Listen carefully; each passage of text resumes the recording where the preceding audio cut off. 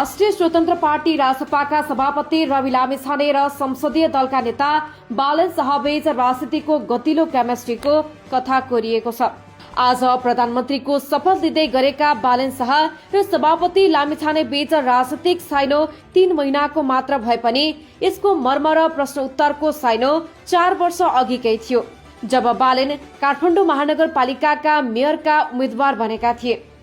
त्यसबेला टेलिभिजनमा सीधा कुराका होस्ट रविले बालनलाई अन्तर्वार्तामा प्रश्न गरेका थिए।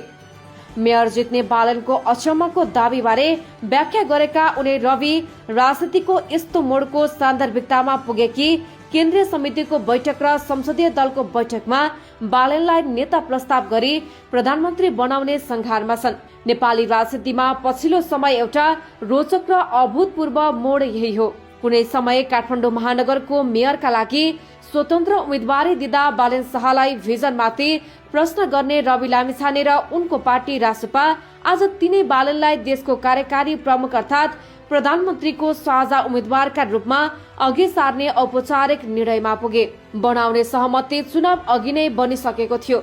यो केवल दुई व्यक्तिको सम्बन्धको कुरा मात्र होइन, बरु नेपाली राजनीतिमा आएको एउटा ठूलो वैचारिक र रणनीतिक परिवर्तनको संकेत हो। हालै सम्पन्न आम निर्वाचनमा राष्ट्रिय स्वतन्त्र पार्टी रासपाले जुन नतिजा हासिल गर्यो त्यसले पुराना भनिएका राजनीतिक दलहरूको जग नै हल्लाइदिएको छ।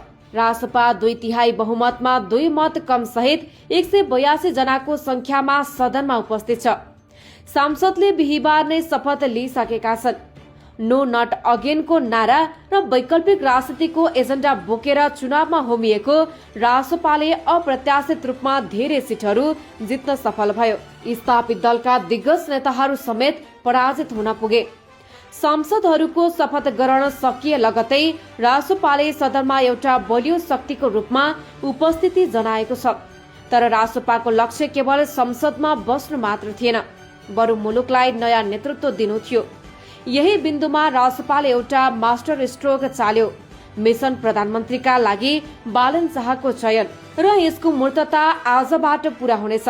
बालन शाह जब स्थानीय चुनावमा काठमाडौँको मेयरका लागि लड्दै थिए त्यति बेला संचारकर्मीका रूपमा रवि लामिछानेले उनको योजना र कार्यान्वयन क्षमतामाथि निकै कडा प्रश्नहरू गरेका थिए। तर मेयर निर्वाचित भएपछि बालनले आफ्नो काम गर्ने शैली, प्रशासनिक सुधार र विकासका मोडल मार्फत आफूलाई प्रमाणित गरे।